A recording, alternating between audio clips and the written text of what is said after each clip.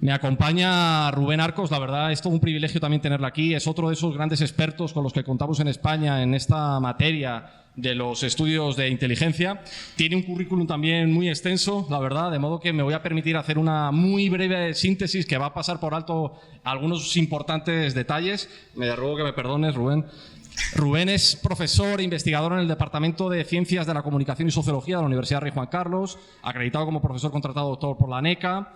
Es cofundador y codirector de Intel Hub, International Intelligence Hub, red internacional para el estudio de la inteligencia desarrollada en colaboración entre la American Military University, la Universidad de Leicester en el Reino Unido y la Universidad Rey Juan Carlos. Es colaborador freelance de James Intelligence Review. Sirve como Program Co-Chair para la sección de estudios de inteligencia de la International Studies Association.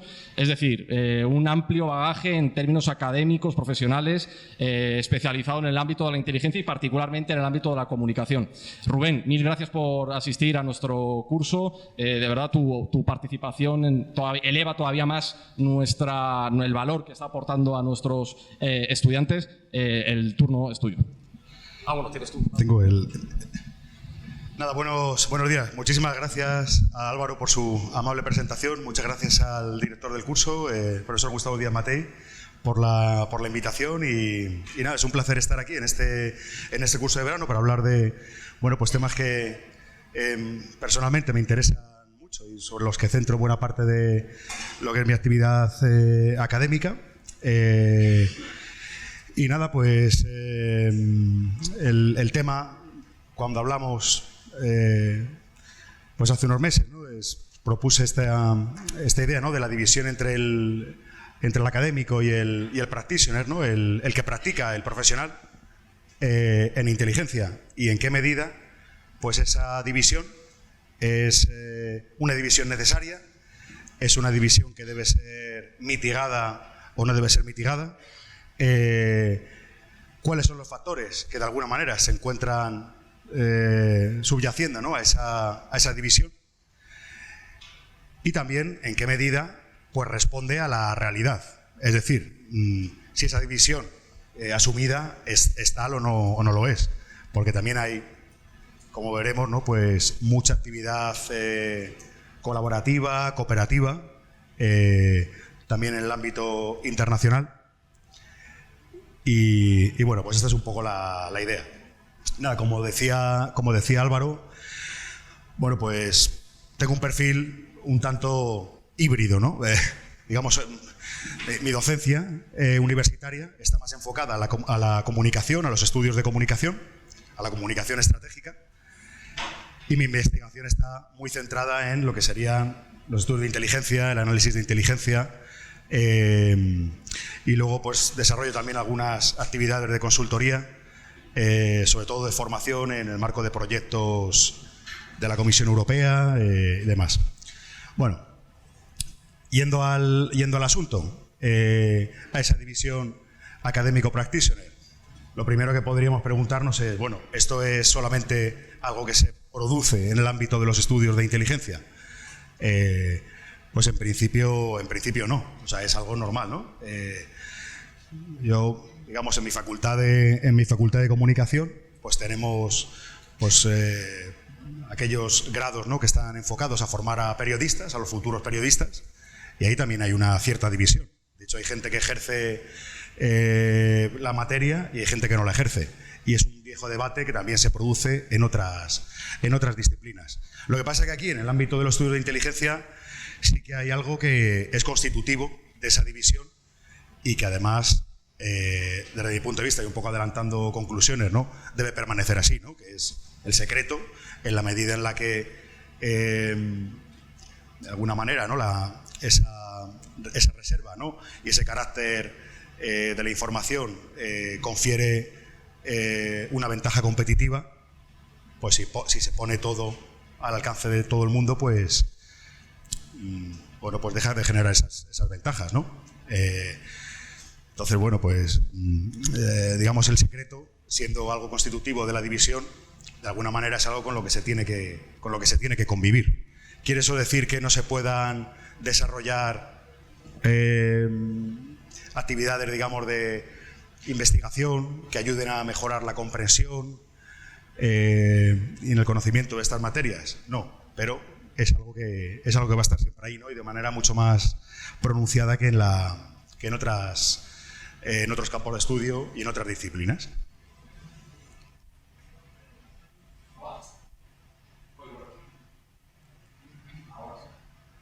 Ya está. Entonces, esa idea del secreto como línea de demarcación fundamental, que no es la única, pero sí que es fundamental, pues de alguna manera va a condicionar, ¿no?, toda esa relación entre el mundo académico,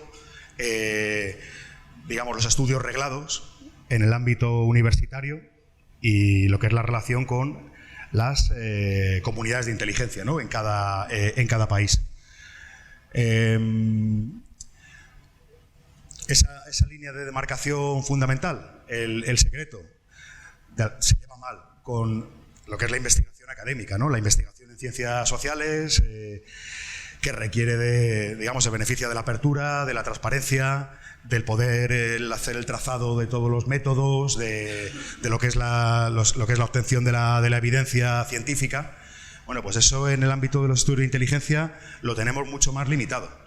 O en el caso de que existan políticas de desclasificación y podamos acceder al estudio de fuentes primarias, bueno, pues pasa cierto tiempo y de alguna manera el carácter parcial de esas desclasificaciones, pues lo que hace es un poco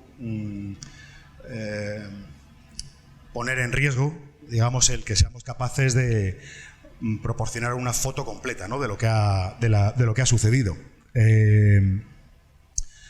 Es decir, en qué medida le estamos concediendo un mayor grado de importancia a la información que sí que se encuentra disponible, porque se ha desclasificado o porque, por ejemplo, se ha llevado a cabo una investigación con datos parciales, ¿no?, contando con la cooperación con los profesionales de un determinado servicio, ¿no?, sobre algún aspecto.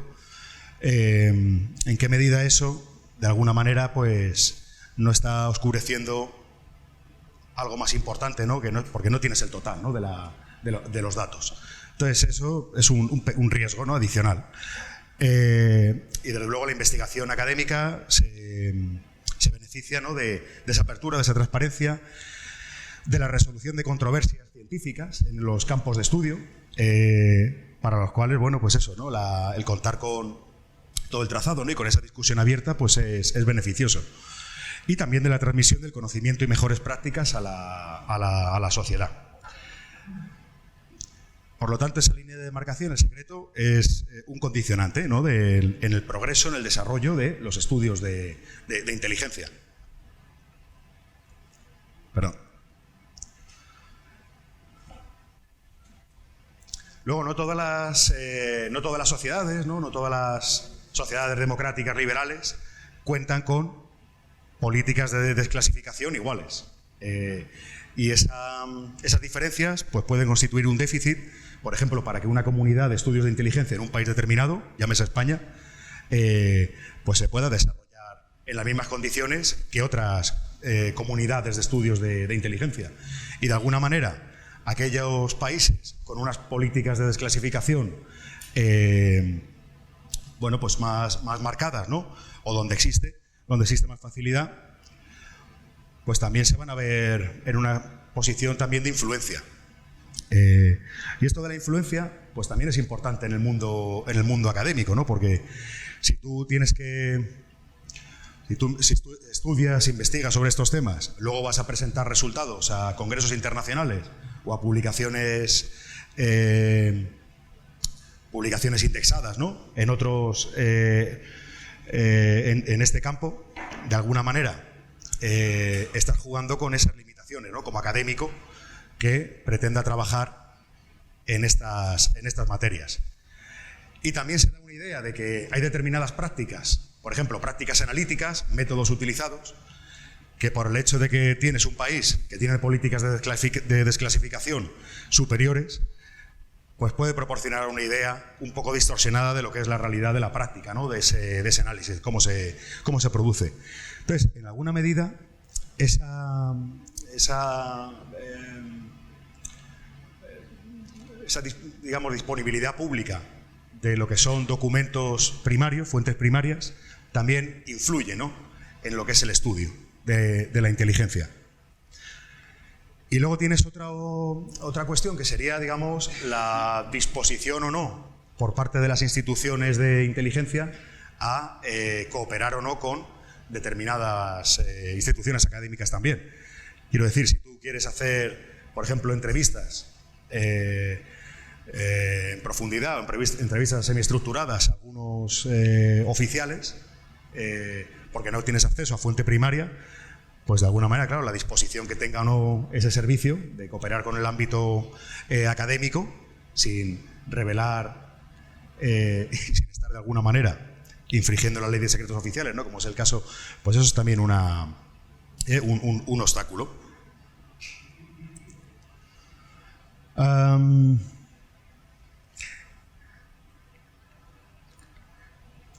Y de alguna manera esto influye en lo que sería la proyección de doctrina también, de cara al exterior.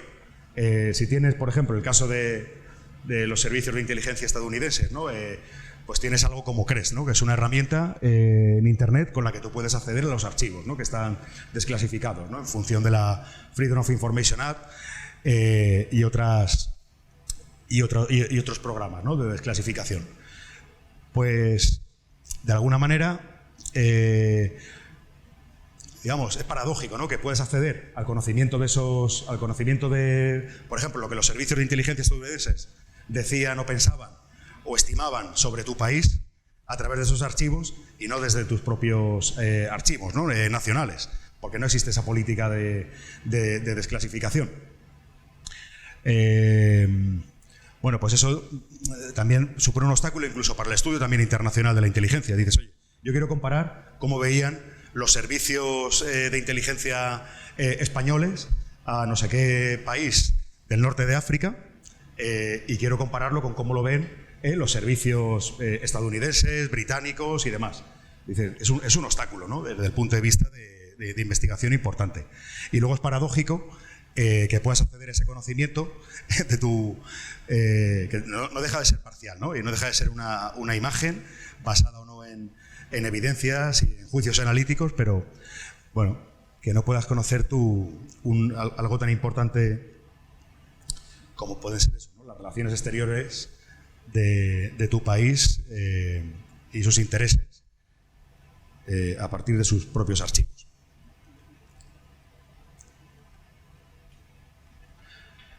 Entonces, la división académico-practitioner en inteligencia pues es una división que podríamos plantear si es unifacética o multifacética. Unifacética, pues vemos, ¿no?, esa línea de demarcación, el secreto, pero hay otras facetas, ¿no? Por ejemplo, la propia misión. La comunidad académica y la comunidad de inteligencia tienen misiones diferentes. En algunos casos se parecen y, de hecho, pues seguro que pues están muy familiarizados, ¿no?, con la idea de que el propio ciclo de inteligencia, pues al final no deja de ser un trasunto de lo que sería el proceso de investigación científica.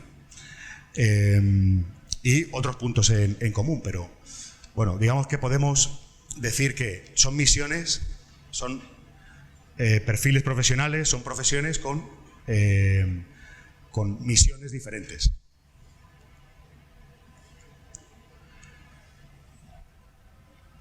Luego está la pregunta, también un poco cuestionando la propia idea de la división, es, oye, ¿existe tal división o estamos simplificando? ¿Qué pasa? ¿Que no existe colaboración, no existe cooperación?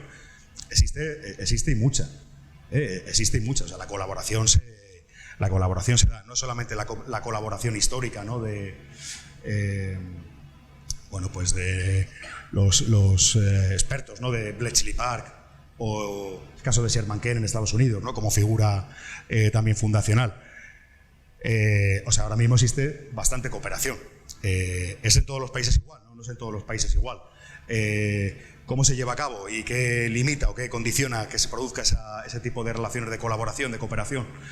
Pues muchos factores, ¿no? Pero incluso se da desde el punto de vista de académicos extranjeros colaborando, cooperando con comunidades de seguridad e inteligencia de otros países, a través de proyectos, por ejemplo. Es inevitable inevitable esa división? ¿Hasta qué punto es inevitable? ¿O hasta qué punto es deseable que se teja completamente, ¿no?, el puente? Pues eso también lo podemos plantear. ¿Hasta qué punto puede o debe ser mitigada? ¿Hasta qué punto el carácter secreto de esa información actúa como inhibidor para el estudio de estas materias? Pues si atendemos a todo lo que se publica todos los años sobre servicios de inteligencia, pues, aun siendo un obstáculo, no es un obstáculo determinante. O sea, se publican muchísimos artículos, hay revistas especializadas, como puede haber en otras áreas de estudio, otras disciplinas, el International Journal of Intelligence and Counterintelligence, Intelligence and National Security, la revista que anteriormente con otro nombre, como Inteligencia y Seguridad, luego como International Journal of Intelligence, Security and Public Affairs, lamentablemente ha dejado de existir, la revista de inteligencia y de historia. Hay publicaciones especializadas en estas materias, por no hablar de las publicaciones in-house, ¿no?, las publicaciones propias de los servicios que también tienen algunas, ¿no? Algunos casos más conocidos que otros, ¿no? Por ejemplo, Studies in Intelligence de Sherman Kent, que fundó Sherman Kent en la CIA, pues es otro de los grandes referentes. Y luego hay editoriales especializadas que publican libros, monografías, manuales relacionados con materias como contrainteligencia, algo que en principio es bastante más sensible, pero que desde el punto de vista metodológico o de marcos de comprensión, pues se puede establecer. Es decir, el carácter secreto de la información y el no poder contar con el acceso a toda la información no es algo que de alguna manera esté inhibiendo, ¿no?, el estudio de estas materias, aunque sí lo dificulta, en las mismas condiciones que otras disciplinas, campos de estudio. Otra pregunta relacionada, que tiene más que ver menos con la investigación y más con la docencia. ¿Quién está en una mejor posición para impartir docencia en estos temas? Aquí hay dos visiones opuestas y hay visiones, si queremos, híbridas, no mixtas. Debe ser el practitioner, el que ha estado, el oficial, que ha estado toda su vida desarrollando esa labor para un servicio y que en sus años finales de carrera pues inicia esa transición al mundo académico, o de manera eventual cruza la orilla,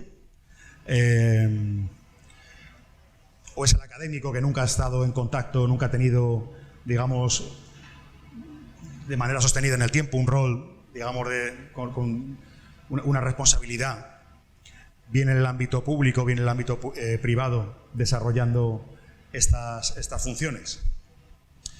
O es el ideal, digamos, el perfil mixto, el pracadémico, como le gusta decir a un colega sueco, los pracademics o los pracadémicos, el practitioner académico, o el practitioner scholar, o el profesional que también es académico. Yo creo que ese perfil es muy interesante porque permite tender esos puentes, ¿no? Y en algunos casos, pues creo que puede ser fundamental, sobre todo si no tienes una política de desclasificación, ¿no?, en tu país. O sea, ese perfil es de gran ayuda. Y luego está el perfil del académico que cruza la orilla y que de repente pues puede empezar a colaborar, ¿no?, con algún servicio, ¿no?, de manera puntual o de manera más permanente. En algunos países existen divisiones donde lo que tienes son científicos de la decisión, que lo que se encargan es de tratar de mejorar las predicciones analíticas en sus valoraciones. Un caso notable, por ejemplo, en Canadá, donde existen también estas figuras. Y gente que hace esa transición, además, la ha hecho varias veces, ¿no?, del mundo académico al servicio, del servicio al mundo académico, al revés. Bueno, Y otra pregunta relacionada con esto es, ¿qué debería exactamente conllevar la educación en inteligencia? ¿Debe ser lo mismo que le pedimos, por ejemplo, al mundo de la abogacía? ¿Debe ser lo mismo que le pedimos al mundo de la ingeniería civil? Es decir, ¿para qué formar en inteligencia? ¿En qué debe consistir esa educación, ¿no? Educación es el término amplio y training, vamos, el ámbito anglosajón suelen diferenciar mucho esto, ¿no? El education and training. Education es, digamos, una formación de más calado, más amplia, que se ocupa no solamente de lo que son la práctica de determinadas materias, sino que es digamos, algo mucho más holístico, ¿no? Una formación mucho más integral y que puede tener que ver, por ejemplo, con decir, oye, pues no estoy interesado solamente en ejercer, digamos, con las mejores garantías, con la mejor formación, la tarea de análisis, sino que es también muy interesante, digamos, ver, por ejemplo, la inteligencia como fenómeno social. En qué medida, pues, condiciona, actúa, ¿no?, sobre la privacidad de las personas, cómo deben supervisarse las organizaciones de inteligencia. Es decir, algo como bastante más amplio, que sería lo que sería, digamos, la idea del complemento, la educación como complemento de la práctica de la inteligencia. Y aquí hay, incluso en la visión reduccionista, incluso cabe plantearse, ¿no? Es decir, qué es exactamente lo que se podría enseñar, ¿no?, en el ámbito universitario.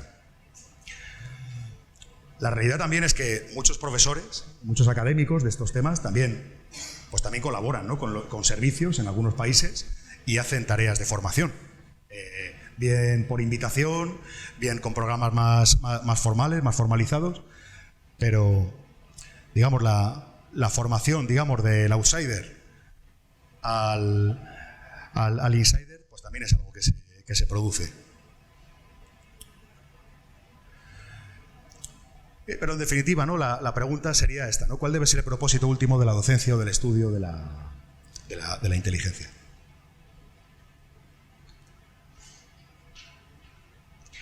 Y relacionado sería, ¿no?, esto de la empleabilidad. Es decir, pues oye, si yo hago un posgrado que está relacionado con análisis, una de las partes fundamentales, ¿no?, para muchos, pues la pieza central, el objetivo último debe ser la empleabilidad, que termine entrando en una agencia o trabajando para el sector privado haciendo inteligencia corporativa o inteligencia competitiva también. ¿Cuál debe ser el diseño, ¿no?, del programa para... Es decir, ¿cuáles serían los learning outcomes, ¿no?, cuáles serían los resultados de aprendizaje esperados? Y que todo eso, desde el punto de vista del diseño de un programa, pues se tiene que tener en cuenta. Y luego cabe preguntarse ¿tiene el mercado, tiene capacidad de absorber en las condiciones actuales, ¿no? Tiene capacidad real de absorber el número de graduados que se producen relacionados con estudios, no solo de inteligencia, ¿no?, estudios también de seguridad. Bueno. Y luego está el cómo, ¿no? ¿Cómo enseñamos? Si el objetivo no es solo el education, ¿no?, la formación en el sentido más de comprensión, sino que el objetivo es más el training, ¿no?, la formación práctica, pues está el enfoque docente, ¿no? El enfoque docente puede combinar clases magistrales, lectures, pero también puede utilizar ejercicios, simulaciones y juegos con el propósito de alguna manera, poner sobre la tarea al futuro, ¿no?, al potencial egresado es decir, pues mira, no te voy a contar solamente cómo la inteligencia estadounidense veía la cuestión de las armas de destrucción masiva en Irak, sino que te voy a poner la tarea de tratar de hacer un assessment sobre esto. O en lugar de comentarte solamente sobre pues cómo son los servicios, cuál es la estructura, las organizaciones que componen la comunidad de inteligencia, pues no sé, de cualquier país del espacio postsoviético, pues te voy a poner, digamos, en la tarea de hacer un análisis de la región y de sus dinámicas. Es decir, hay diferentes maneras, ¿no?, de afrontar lo que sería la docencia, ¿no?, en estas materias. Pero incluso la parte, digamos, más de education, la parte de educación general, no necesariamente relacionada con formar en habilidades prácticas, también se beneficia de las simulaciones. Porque en la medida en la que sitúas a un estudiante, a un participante en algo, en una experiencia, y luego le haces reflexionar sobre cómo lo ha vivido, le haces una serie de preguntas en la parte de debriefing, pues es capaz de extraer una serie de reflexiones probablemente más duraderas, ¿no?, que solamente con el lecturing. Entonces, en realidad se trata de combinar, ¿no?, aproximaciones a esa formación. Desde el punto de vista de investigación, ¿qué debe ser objeto de la investigación académica en inteligencia? O si estamos hablando de, dice, mira, pues hombre, una cosa que yo haga, yo dé mi opinión, ¿no?, del asunto, pero otra cosa es que trate de hacer un artículo que cumpla con los estándares de lo que es el mundo académico, científico y demás. ¿Cuáles son los temas, cuáles son los tópicos, cuáles son las cuestiones sobre las que podemos investigar respetando, digamos, esos estándares, ¿no? Considerando que la información que puede ser accesible es muy parcial y, ya como decía al inicio, ¿no?, puede existir ese riesgo de concederle más importancia a la información disponible en el ámbito público que la información que precisamente se quiere mantener velada. ¿Qué debe ser objeto, ¿no?, de la investigación académica en la inteligencia? Podemos decir, oye, pues solo es legítimo estudiar esto desde el punto de vista histórico y a través de los archivos, de las fuentes que ya están desclasificadas y con algunas fuentes secundarias también y demás.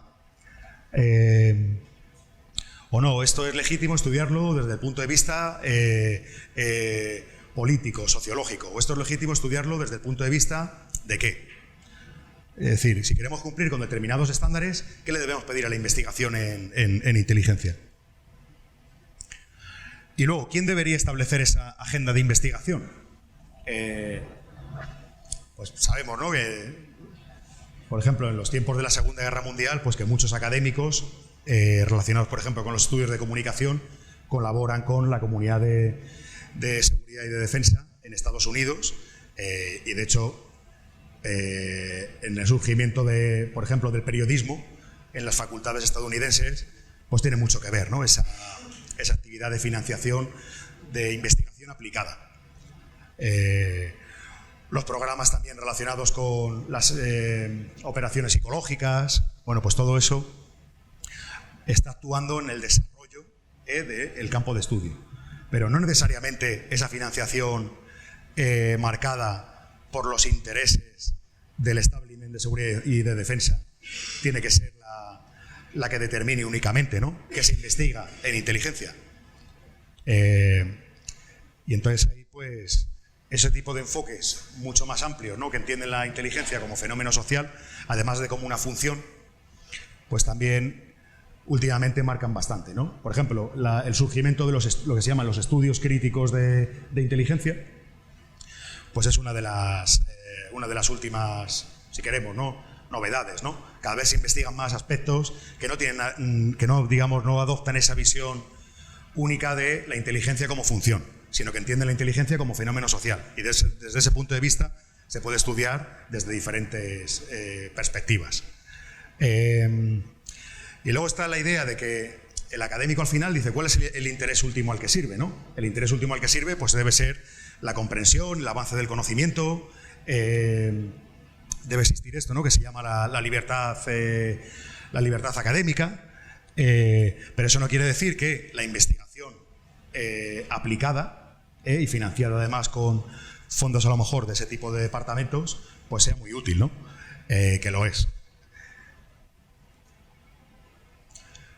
El campo de los estudios de inteligencia, pues podemos decir que pasa pues un poco por estas etapas, ¿no? Estas dos etapas, ¿no? Digamos, el surgimiento temprano pues tiene una aspiración disciplinar. Sherman Kent trabaja mucho en esa idea, además, de que necesita una literatura especializada para poder convertirse en una disciplina más. Entonces, hay una aspiración disciplinar.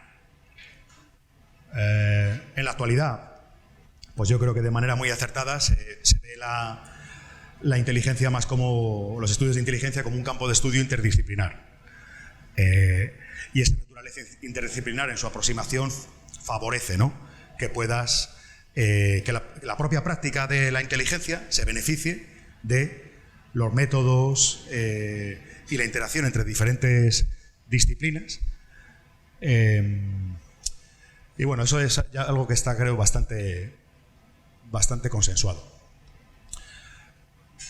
El enfoque inteligencia nacional estratégica frente a una inteligencia de seguridad que incluye además esa idea de la seguridad humana y también desde esos enfoques críticos, ¿no? de seguridad.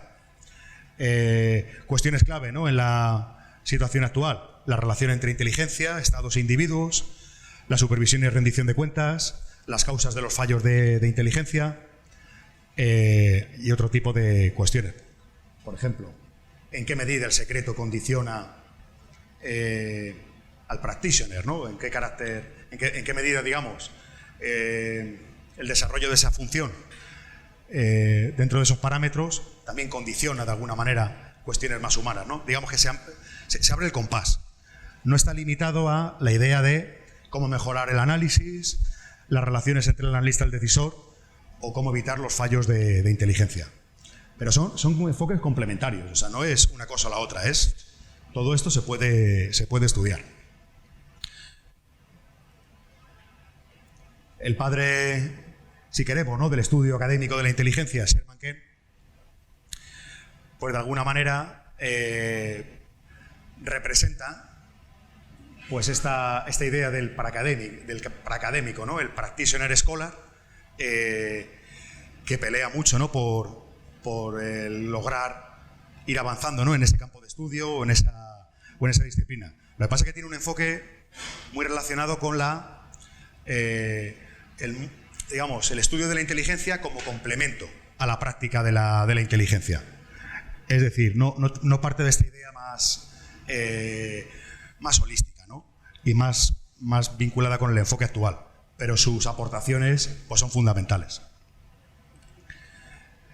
La relación entre universidades e inteligencia, pues se puede ver de muchas maneras, ¿no? Como se puede entender a las universidades por parte de los servicios como un pool de conocimiento y de talento.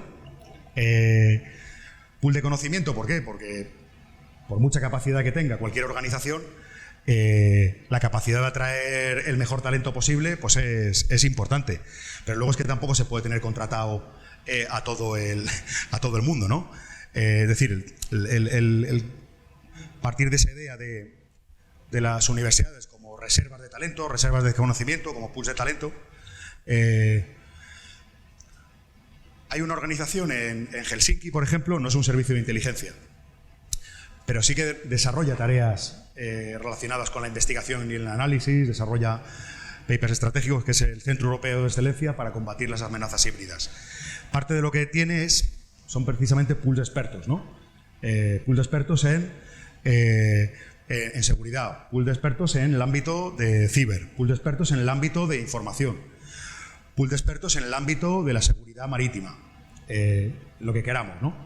Y se cuenta con ese tipo de, digamos, de relaciones, de reserva y demás. No es un servicio de inteligencia, pero desarrolla investigación y desarrolla análisis de tipo estratégico. No trabaja con información clasificada, pero a veces algunos de los productos son de difusión limitada, solo para por ejemplo, para la Unión Europea. Bueno, es una manera de verlo. La educación superior tiene que ver con la profesionalización, o los campos, las disciplinas más asentadas, pues oye, en todas se requiere ya no solamente que pues tengas una licenciatura, un grado, una ingeniería, sino que además también se requiere que te colegies, ¿no? Entonces, pues es una condición también vinculada con la profesionalización de cualquier actividad, de cualquier ocupación. Pueden ser relaciones de cooperación, y esas relaciones de cooperación pueden tener que ver con eso que podríamos llamar la investigación en apoyo a la inteligencia, que no tiene que ver solamente con procesos de análisis, con procesos organizativos, sino que puede tener que ver con muchas otras cosas. Y de, mira, yo a lo mejor mi misión como servicio no contempla que me ocupe de estas tareas, pero si puedo aportar mediante ese tipo de relaciones unas condiciones que favorezcan la emergencia de lo que se llama, ¿no?, los enfoques whole of government y whole of society, ¿no?, el conjunto de la sociedad, conjunto del gobierno. Es decir, el ciudadano al final, en algunas cuestiones vinculadas con la seguridad, tiene un papel importante. Por ejemplo, con los temas relacionados con desinformación. Y luego las universidades también son espacios para la injerencia exterior hostil, bien a través del robo de know-how por parte de actores estatales extranjeros, China, Rusia, otros, y luego también es un ámbito de influencia, ¿no?, el que se pone, digamos, pues eso, en un atril y se pone a hablar para otros, pues tiene una oportunidad para influir, y también puedes introducir ciertas cosas, ¿no?, en todo esto. Entonces, la libertad académica y esta cuestión, digamos que se llevan regular. Mi opinión es que hay que privilegiar la libertad académica, pero sin perder de vista que se pueden producir estas cosas, ¿no?, y que puede haber gente tratando de influir en los currículums académicos con otras intenciones. Y es fácil. Y bueno, es algo que hemos hablado en algunas ocasiones el profesor Antonio Díaz y yo, y que cada vez preocupa más, ¿no?, en algunos ámbitos.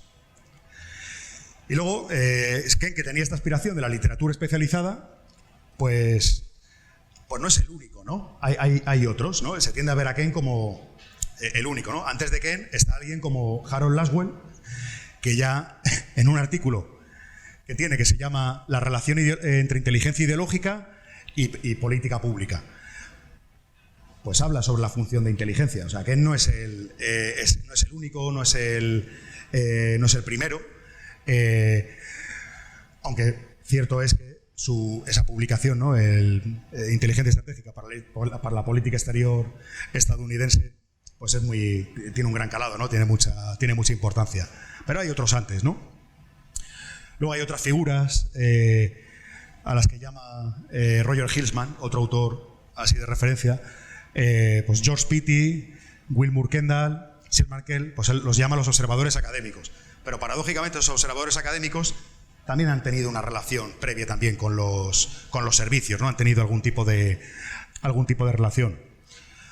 Hay un tipo de literatura, como la que representa esta obra de Washington Platt, el general Platt, que dedica un libro a tratar de mejorar, digamos, de contarle a los oficiales de inteligencia cómo mejorar su producción analítica, que un aspecto, ¿no?, concreto de lo que sería el análisis, ¿no?, el análisis de producción. Y luego hay otras figuras, como pueden ser Allen Dulles, Cynthia Greybo, Klaus Weir, Dick Hoyer y otros, que digamos en el aspecto metodológico de investigación y análisis, pues tienen su importancia. Y en particular, Cynthia Greybo, que se habla muy poco de autoras, mujeres en todo este ámbito, pues es alguien que ve como su investigación, enfocada a algo que es el Warning Intelligence, pues cuando entra a trabajar para la CIA, pues ya deja de poder, era su tesis doctoral, y de repente pues queda clasificada, ¿no? Y hasta el año 2014-2015 no se publica una versión reducida de su trabajo, y ahora ya pues se tiene, ¿no?, esté completamente desclasificada. Pero bueno, es una literatura que responde mucho a el cómo hacer, ¿no? Esa idea del cómo hacer inteligencia, ¿no? En ese contexto, warning intelligence, ¿no? Inteligencia de alerta, podríamos decir.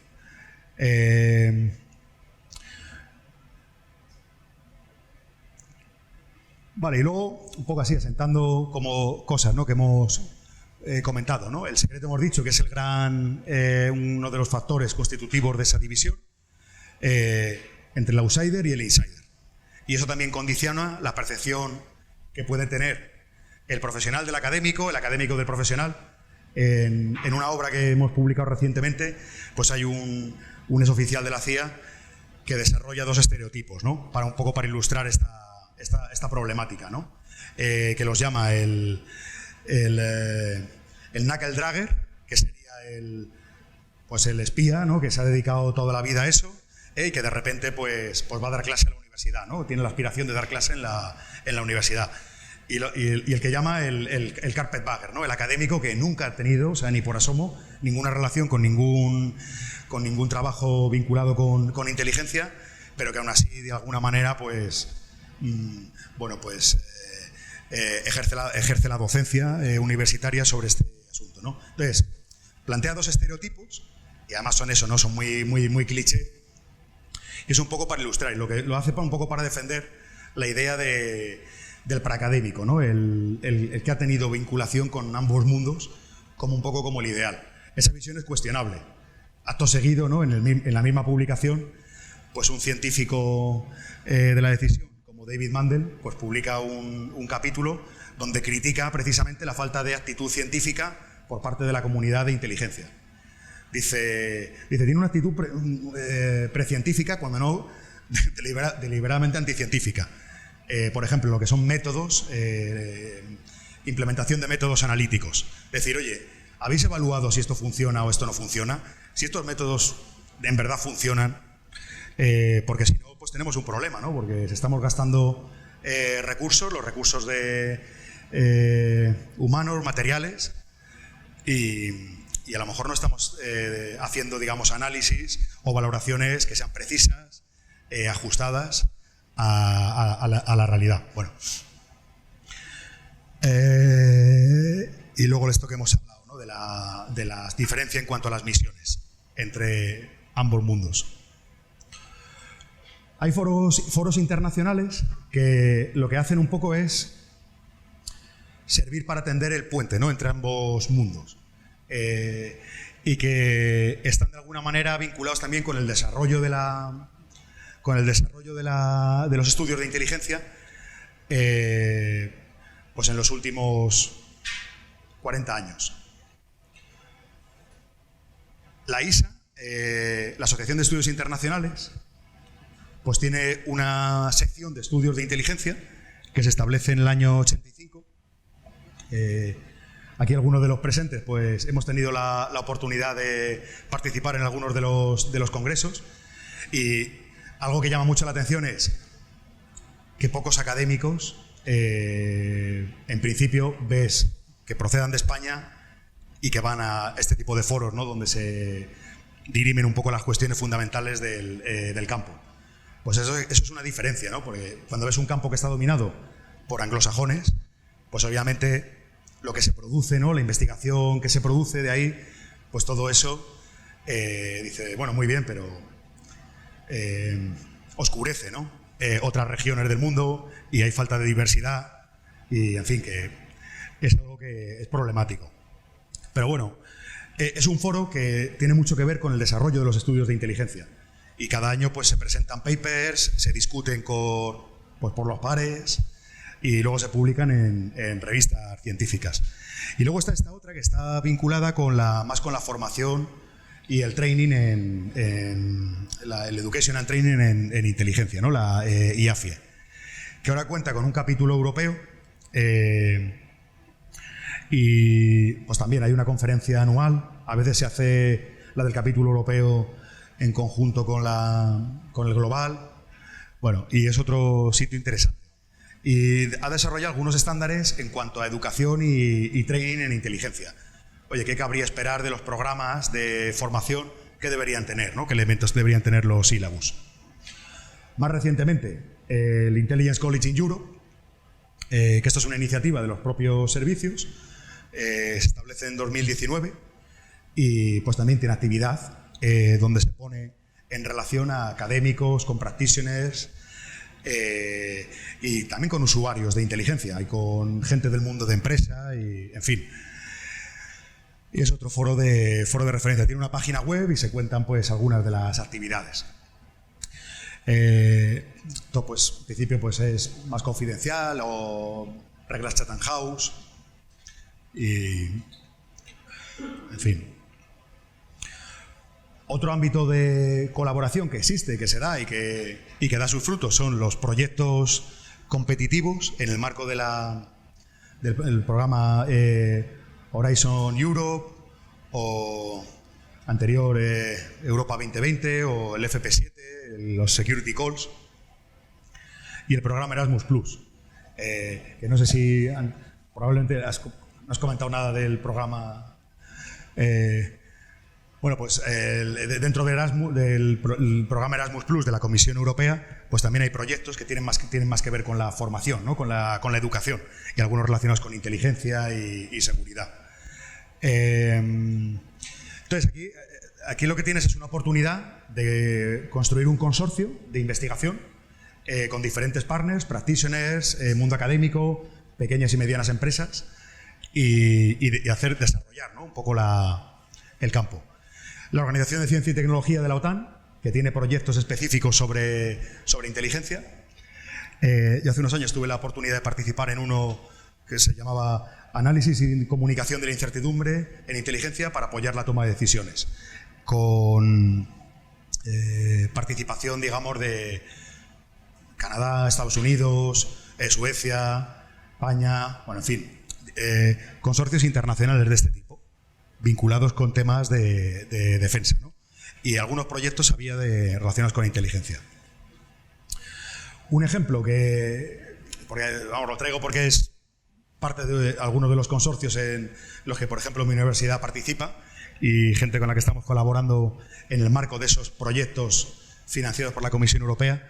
La Academia Rumana de Inteligencia, pues, por ejemplo, su página web, pues, si van a la sección de proyectos, pues verán todos los proyectos que tiene y son proyectos digamos, con organizaciones outsiders, ¿no? No son solamente pues policías nacionales o internacionales o servicios, sino que...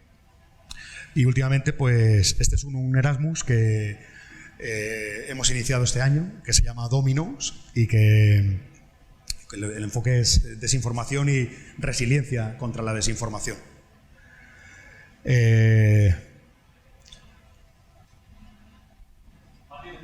Voy bien.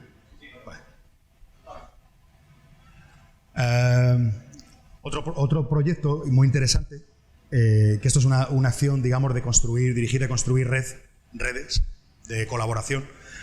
Es un proyecto que se llama EU HypeNet, como European Union HypeNet, red híbrida, que se llama Empoderando una red paneuropea para combatir las amenazas híbridas. Y del consorcio inicial que se forma, pues, para solicitar el proyecto, pues, luego, como uno de los objetivos es hacer crecer esa red, pues nada, ahora mismo pues ha crecido muchísimo, ¿no? Entonces ahora pues no sé cuántas organizaciones están ahora mismo, ¿no? En Europa, pero pueden ser unas 60 fácilmente.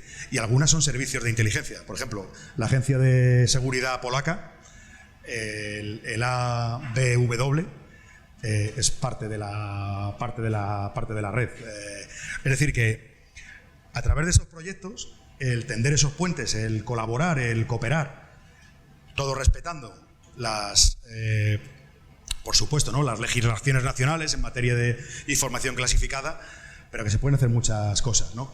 Y a veces los deliverables de esos proyectos, pues no todos o sea, hay a veces partes que también puedes contemplar que no sean en abierto, ¿no?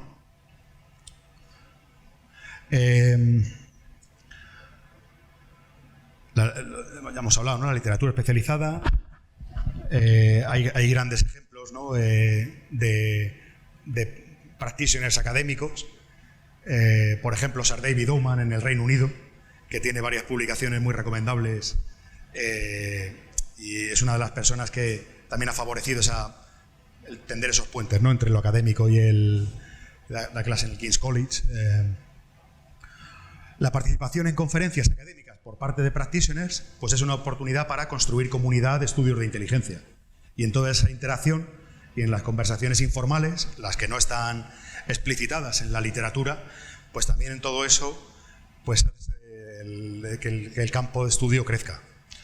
Luego hay otro tipo de conferencias bajo reglas Chatham House o bajo las reglas Chatham House, que eso lo que favorece es, de alguna manera, el que exista un clima de confianza y el poder, digamos, acceder a determinada información por parte de los outsiders, ¿no? La financiación que hemos hablado, ¿no? De los proyectos de investigación de interés, puede ser financiación ad hoc de proyectos, la participación conjunta en consorcio de investigación o la investigación en métodos analíticos y otras cuestiones. De hecho, Richard Hoyer o Dick Hoyer, pues que saben que es el autor, ¿no? de este libro paradigmático, ¿no? de la psicología del análisis de inteligencia y de otros sobre técnicas de análisis estructuradas y demás. Bueno, pues empezó en realidad a investigar todo esto, pero cuando ya no estaba trabajando, digamos, dentro de la organización, sino a través de un contrato con la agencia, ¿no? ya como ex empleado. Y empieza a entra en contacto, ¿no? con la investigación de Kahneman y Tversky relacionada con los sesgos cognitivos y los heurísticos, y es a partir de ahí donde empieza a desarrollar él su propia producción. Bueno, pues no es una manera de verlo, ¿no? Hay otro tipo de investigación que está más vinculada con lo que son métodos cuantitativos, ¿no? Análisis bayesiano y probabilidades a priori y a posteriori. Y se han hecho estudios de ese tipo, en fin. Y aquí en España, ¿no? Pues hace unos años, ¿no? Se desarrolla, ya saben, ¿no? Se inició una política de cultura de inteligencia, pero no es el único país, ¿no? En Francia también hay actividad, en Rumanía, no quiero hablar de los casos anglosajones. Otro caso que conozco es el de Georgia. Este lo conozco personalmente, ¿no? Y recientemente es cuando han iniciado el cierto proceso de apertura, ¿no?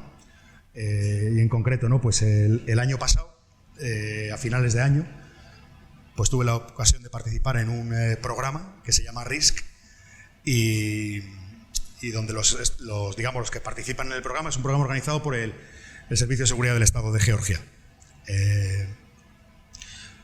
Con un proyecto financiado además por la Comisión Europea y donde participan estudiantes de universidades de georgianas y algún internacional, como era mi caso. Pero es el servicio el que toma la iniciativa de alguna manera iniciar esa apertura. ¿Por qué? Porque lo ve necesario para contribuir a afrontar con eficacia determinadas amenazas, ¿no? En el caso de Georgia, pues claro, la presencia rusa con la ocupación de determinadas regiones, el desarrollo de actividades híbridas y demás, pues todo eso preocupa y requiere también como de una respuesta que no sea solamente la de aquellos encargados, ¿no? Que están en primera línea de la seguridad, ¿no? Sino también del ciudadano, bueno, que tenga, digamos, determinadas conocimientos y determinadas capacidades para poder responder, ¿no? Socialmente a ese desafío. Y son otros, ¿no? De los que han iniciado también actividades de este tipo. Bueno, pues no todas las comunidades de inteligencia, no todos los países tienen el mismo grado de apertura, pero ya hay muchas experiencias de este tipo. Rumanía, pues por ejemplo, la Academia Rumana de Inteligencia, pues desde hace un montón de años desarrolla algo que se llama, una conferencia que se llama Inteligencia en la Sociedad del Conocimiento, donde decía esto, ¿no? De juntar académicos, practitioners y tratar de tender también puentes. Y hace poco, pues en un trabajo que publicamos, el profesor Díaz y yo, pues lo que planteamos es decir, bueno, pues esto en qué beneficia y cómo debería estructurarse o cómo se puede plantear esto de la gestión de relaciones con stakeholders, ¿no? De la comunidad de inteligencia. Y planteamos en el artículo que publicamos en el último número de International Journal of Intelligence, Security and Public Affairs, pero sobre todo quería llamar la atención sobre estos dos, ¿no? Las escuelas de formación de los propios servicios de inteligencia, pues en algunos casos pues pueden hacer, digamos, de ese facilitador, ¿no? De actor fundamental en esa gestión de relaciones, participando en proyectos de investigación financiados, la organización de cursos de formación internos. También a veces, ¿no? Se puede producir literatura que se pone en el dominio público porque ya está sanitizada o porque, digamos, la competitividad que podría producir pues ya no es tal o no va a dañar las relaciones con terceros países, si eso se conoce. En fin. Los académicos pueden participar en ese tipo de proyectos cofinanciados, ¿no? Como esos que hemos estado comentando. Y también los servicios pueden informar de alguna manera la investigación académica. Y en esos casos donde no hay política de desclasificación, pues eso es muy útil, porque sirve también para contrastar ideas, perspectivas, que de otro modo sería muy difícil, ¿no? Que el académico pudiera tener, ¿no? Porque no cuenta con esa fuente primaria. Y el impacto global pues sería pues una transmisión bidireccional de conocimiento de una comunidad a otra. Y luego en algunos países, ¿no? Pues podemos hablar de esas unidades de cultura de inteligencia, pues que también han estado haciendo cierta tarea, ¿no? Y esto tiene mucho que ver también con comunicación, ¿no? Pero no es el único propósito. Y bueno, con esto concluyo. Pues buena parte de esto que les he estado comentando, pues lo hemos tratado de capturar en este volumen colectivo que he tenido la oportunidad de editar con estos dos autores, con Nicole de la American Military University y con el profesor Marfician de la Universidad de Leicester, pero que es un volumen colectivo con diferentes capítulos donde participan académicos, practitioners. Hay un capítulo dedicado a una escuela de inteligencia y cuál es su aproximación a esas relaciones. Hay un capítulo dedicado a la inteligencia corporativa, un anterior oficial de la CIA que cruza la orilla y empieza a trabajar para grandes corporaciones haciendo inteligencia, y otro, bueno, pues muchos de estos aspectos, ¿no? De ese debate, ¿no? De esa división, pues están ahí. Y hay una versión más económica, que es la de Kindle. La verdad que la editorial no lo pone nada fácil, pero bueno, se lo quería comentar. Y me gustaría terminar con esta imagen, así como podría terminar con cualquier otra, que es esta idea, ¿no? Que al final también esto consiste en determinadas personas que están en esos mundos o que los cruzan y que sirven también para tender esos puentes y tienen un papel muy, muy importante. Y vamos, yo creo que en concreto en el caso de España pues hay algunos que han tenido un papel fundamental y que nos han ayudado a otros a trabajar en el mundo académico en todo esto, ¿no? Y bueno, pues nada, pues gracias y...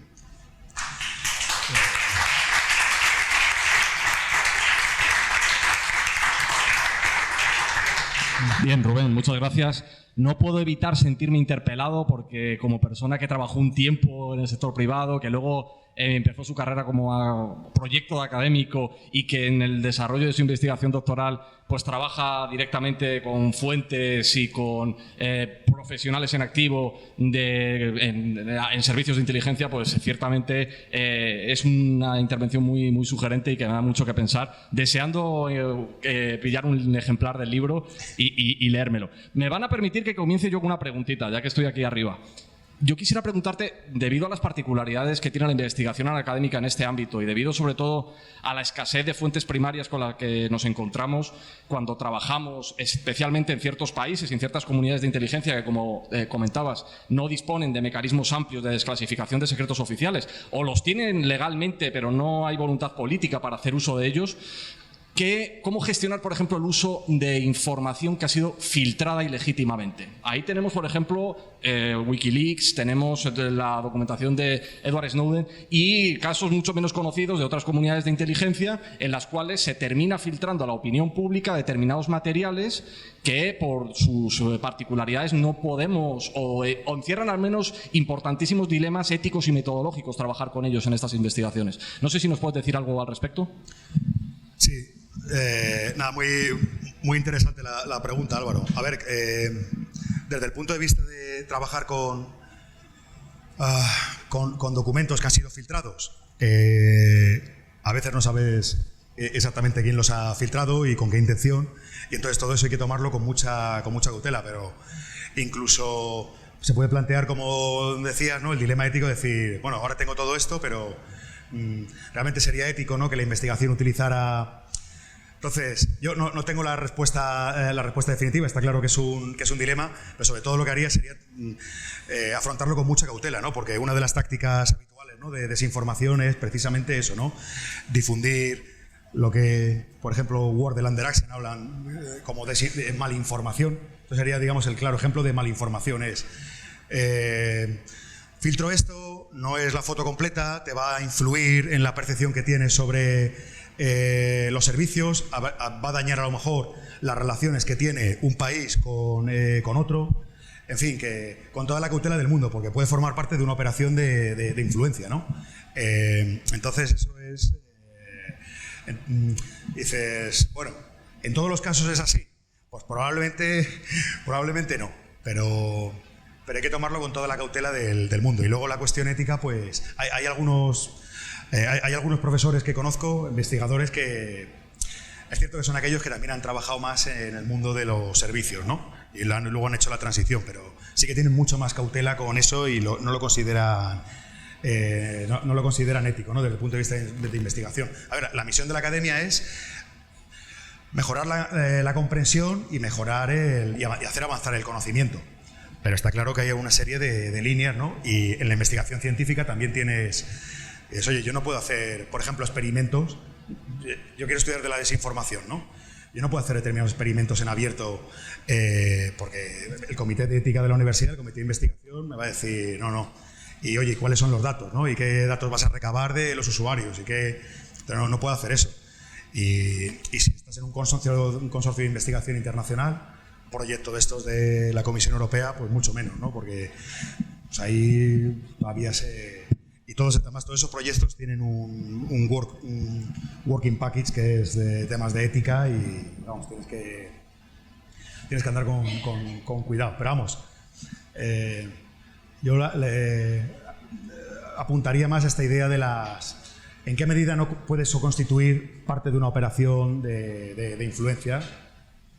No sabes con qué propósito. Sí, efectivamente es el dilema. Y permíteme que le dé una vuelta de tuerca más y ya cedo el micrófono. Y en el caso de situaciones en las que se ha desclasificado por vías formalmente legítimas documentación, pero responde a casos de politización. Por ejemplo, la administración Trump anunció que iba a desclasificar en un contexto de alta polarización política y social, precisamente un poco para alimentar ciertos relatos políticos. ¿Cómo gestionamos también el uso de ese tipo de información desclasificada? Y lo siento, termino con esto.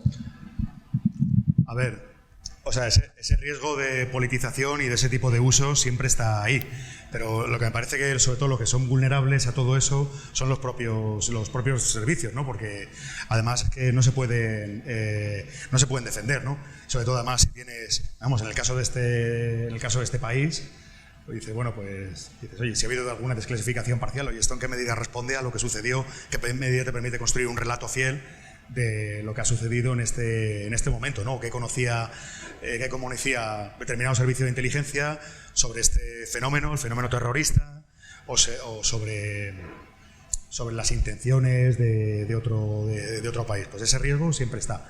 Lo de las armas de destrucción masivas, pues sabemos, por ejemplo, que en el caso de la CIA, pues había un informe que estaba mucho más matizado el conocimiento, y que cuando se sanitiza y se publica, pues se cambia la redacción, se omiten lo que se llama el estimative wording del informe.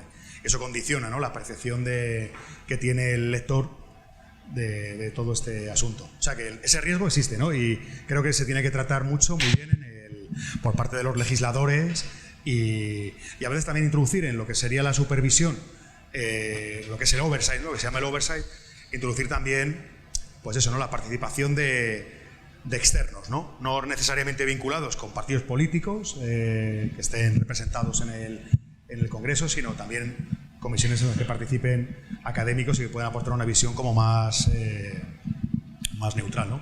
En el Parlamento británico, algunas de las comisiones que tienen están abiertas a que cualquiera pueda enviar evidencia cuando se abre una investigación en forma de un documento. Y, por ejemplo, con las alegaciones de la injerencia de Rusia en algunos países europeos, ¿no?, antes de todo, posterior a la invasión ilegal de Crimea y Sebastopol, pero anterior a la guerra en Ucrania, pues ahí se han debatido algunas cuestiones de este tipo. Estupendo, gracias. Bien, seguimos con las preguntas. ¿Alguna? ¿Estamos cansados ya? Venga, 3, 2. Hola, Rubén. Perdón. Felicidades por la ponencia, Rubén. Yo quería preguntarte una cosa muy concreta en relación a algo que has dicho al principio sobre el volumen de la oferta de cursos de en este ámbito y la poca capacidad que tiene la oferta para acomodar o dar una respuesta real a las necesidades laborales de todos esos egresados o esa gente que decide tirar por esta línea. Entonces, mi pregunta sería, es en doble sentido. En primer lugar, ¿cómo, si se puede, o sea, sé que es una pregunta compleja, pero ¿cuál es tu opinión de cómo se podría solucionar pues este problema real que existe? Pues que hay mucha gente que se dedica a hacer este tipo de cuestiones y luego no encuentra trabajo, que también pasa en otros ámbitos, cuidado, y que ha pasado siempre. Y en segundo lugar, ya que tengo el micro y que tengo la oportunidad, ¿dónde está la responsabilidad o dónde está el desarrollo de la cultura de inteligencia en función de sus intereses en relación a ese marchamo que ponen y que condiciona de alguna forma a aquel que se aproxima a este campo? Es decir, en tanto en cuanto el CNI apoya distintas cuestiones, ¿cómo eso sirve para...? ¿Me entiendes, no? O sea, no sé. Es que yo ya estoy cansado, perdón. Gracias. Muchas gracias, Gustavo. A ver, sobre lo primero, de alguna manera, digamos, el mercado, digamos, lo que sería la demanda, la parte de la demanda debería organizarse de alguna manera, ¿no? Decir, oye, pues cómo se produce el acceso a determinados cuerpos y demás, en qué medida está regulado esto o no está regulado, en qué medida se requiere de una titulación universitaria especializada o no. Lo que sabemos, y no somos los únicos en esto, ¿no? Muchas agencias de inteligencia pues directamente dicen, mira, no necesariamente requiero un perfil especializado en un aspecto de la inteligencia. Lo que quiero es alguien con un background sólido, por ejemplo, ¿no?, en estudios de área. Pues no sé, pues en estudios asiáticos, en estudios africanos, en estudios sobre Europa Central. Y dices, oye, pues ese perfil igual me interesa. Porque yo luego, a lo mejor, en el tránsito de la organización, después de que pase las correspondientes pruebas de selección, pues lo que hago es hacerle una formación específica que sobre todo tiene que ver a lo mejor con que su asimilación en la organización sea la adecuada, ¿no? Porque hay una serie de de prácticas establecidas y una cultura. Entonces, ahí hay una transición determinada, ¿no?, hacia ese... Entonces, la formación específica en cuestiones de inteligencia no necesariamente el objetivo final debe ser la empleabilidad dentro de un servicio nacional. Puede ser eso o no.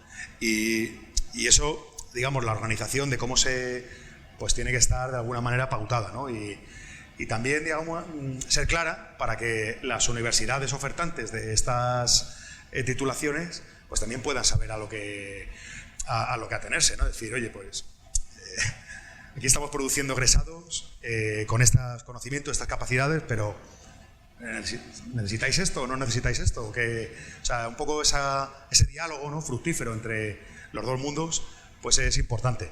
Y luego está el ámbito, digamos, el ámbito corporativo, ¿no? Y en el ámbito corporativo, bueno, pues es deseable, ¿no?, que existan determinados conocimientos y determinadas capacidades, porque mucho de lo que nos jugamos pues también tiene que ver con los intereses nacionales. Ahora, ¿en qué medida? Bueno, José María, que está aquí, pues está en mejor condición que yo para hablarnos de esto, ¿no?, porque está en este asunto, ¿no? Pero, por ejemplo, es esto, decir, oye, ¿realmente qué necesitáis? ¿Qué os ayuda? ¿Qué en vuestra experiencia qué sería necesario contar? ¿Cómo se produce mejor esto? Oye, ¿qué nuevas oportunidades de negocio hay ahí que pueden hacer que el egresado pueda todo esto? Michael Art, que escribe el capítulo en este libro, ¿no?, del Academic Practitioner, pues habla de un poco también el desafío, ¿no?, que le supone a él cuando hace la transición desde el mundo de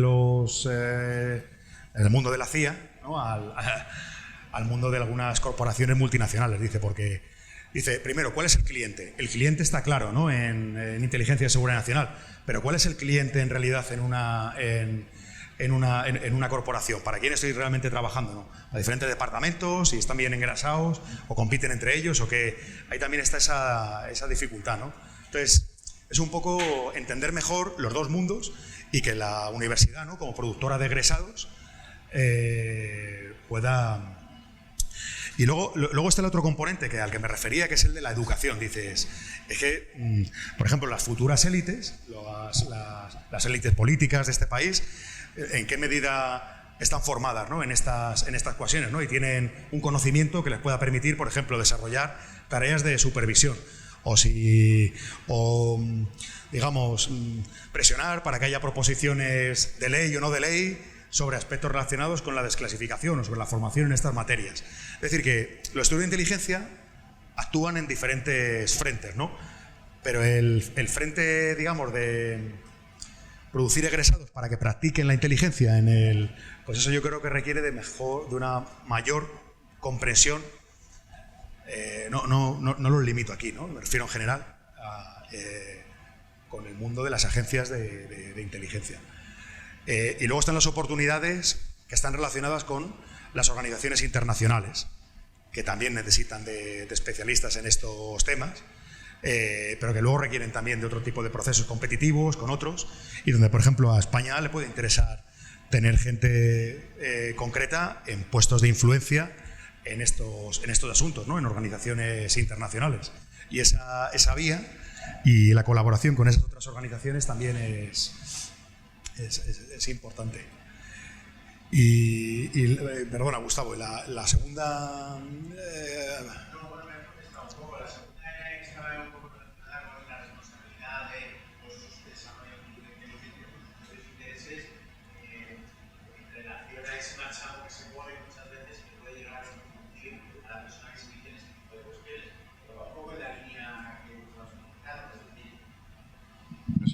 Sí, yo tengo una voz que va un poco en la línea en la que tú dices, es decir, que muchas veces el estudiar inteligencia no te va a ayudar a entrar en cuestiones de inteligencia, al revés, en muchas ocasiones, ¿no? Bueno, como quieras, o sea, yo creo que lo has dejado claro.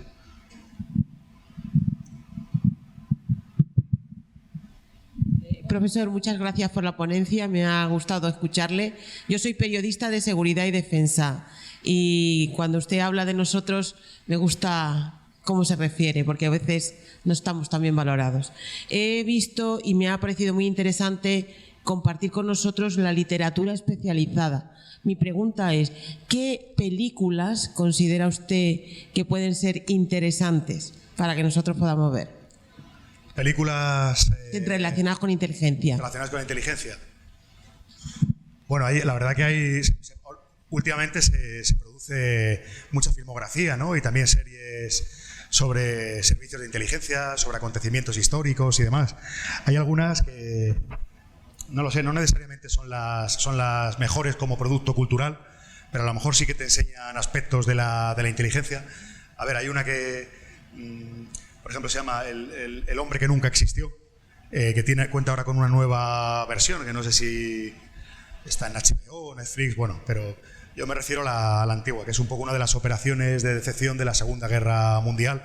Pues a mí me parece muy, muy interesante porque te enseña ese aspecto y está basada en los hechos, un poco en los hechos históricos. Claro, una que te enseña, por ejemplo, la vida, lo que sería, pues eso, ¿no? Un país autoritario, ¿no? Un sistema opresor y donde la inteligencia se utiliza para otra cosa diferente a lo que es una sociedad democrática liberal, ¿no? Que es esta de la vida de los otros. Me parece muy buena película, ¿no? Y cómo se adentra en el personaje, ¿no? Sí, la vida de los otros. A mí otra que me gusta, tampoco quiero decir que sea una gran película, ¿no? Pero te enseña algunos aspectos relacionados con esto, ¿no? De la vinculación de las universidades con los servicios, que es El buen pastor, que tuvo algunas críticas, pero tiene unos cuantos aspectos aprovechables, ¿no? Y es un poco sobre el surgimiento, digamos, de la CIA después de la Segunda Guerra Mundial y la organización predecesora, la Oficina de Servicios Estratégicos. Se mete también en los aspectos de la Guerra Fría y en, digamos, esos otros aspectos de los servicios, que algunos servicios hacen, que no son producir conocimientos, sino realizar actividades, ¿no? Realizar acciones, ¿no? No sé, así a bote pronto, así estas son las que se me ocurren. Luego hay casos históricos sobre desertores del FBI. Hay una película también sobre reciente, ¿no? Sobre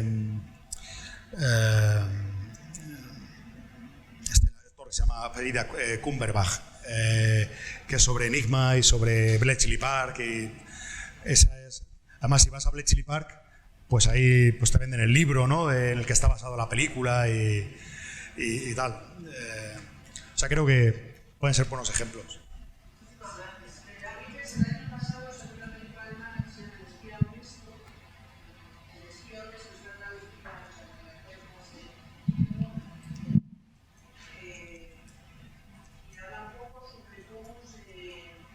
Habla un poco sobre cómo más que se capta, se chantajea a un académico para que colabore con los servicios. Es durísima, es una película dura, pero también Alemania del Este, como la vida de los otros, etcétera, etcétera. ¿Cuál es, Monse, perdón? El espía honesto.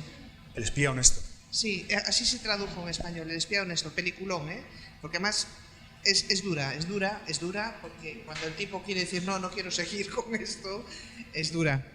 Sí. Dura. Está basada en un caso real, ¿vale?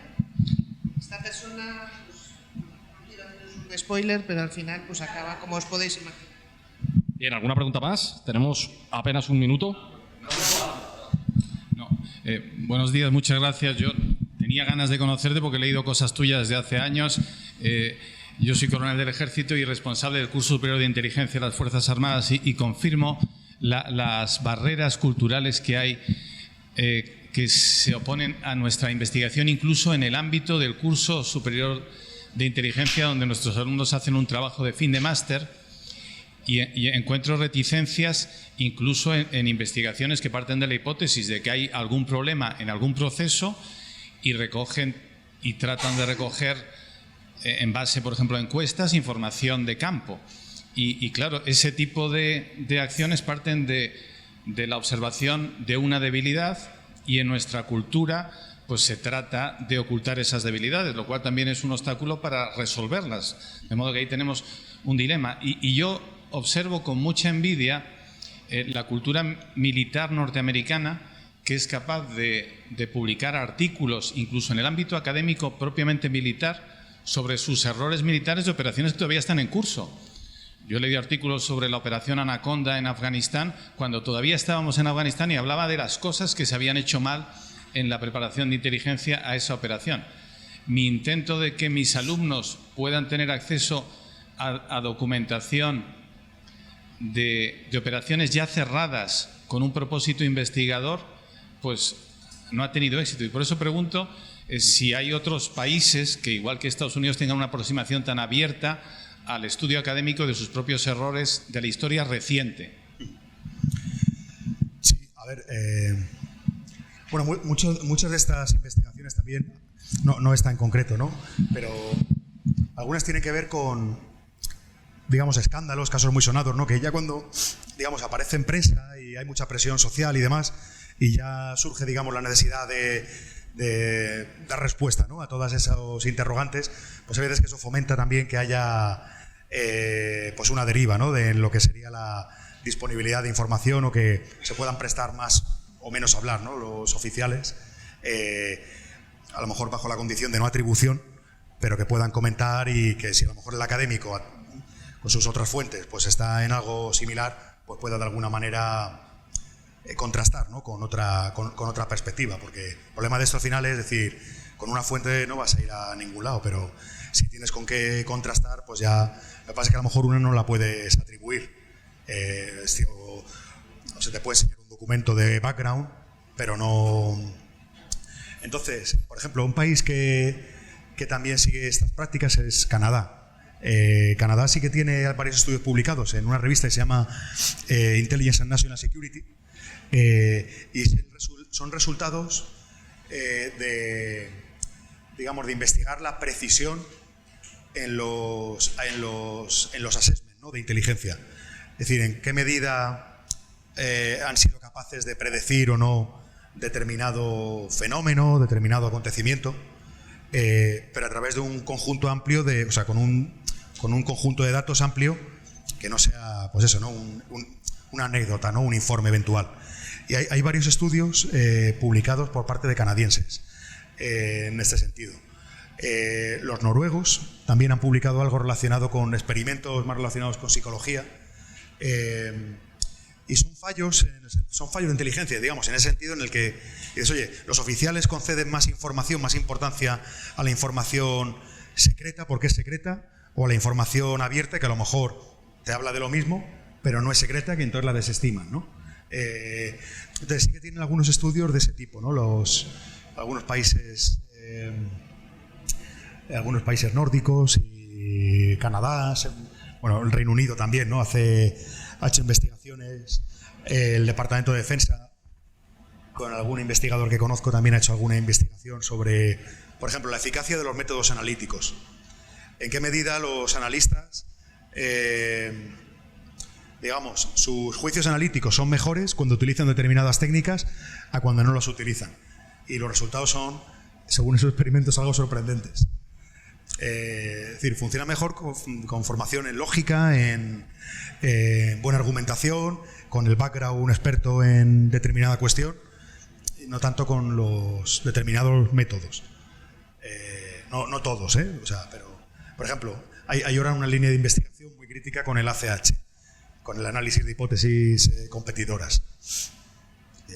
Bien, Rubén, hemos agotado el tiempo, la verdad. De nuevo, felicitarte por la intervención. Por supuesto, nuestro eterno agradecimiento, quedamos en deuda, por hacerte venir un día de verano a por otra parte, paraje de grande valor como es el San Lorenzo del Escorial. Te agradecemos, por supuesto, tu participación. Esperamos nuestra voluntad de seguir dando continuidad a este tipo de iniciativas, y sabemos que podemos contar con tu apoyo, que va a ser siempre de gran valor. Eso es todo. Por supuesto, muchas gracias.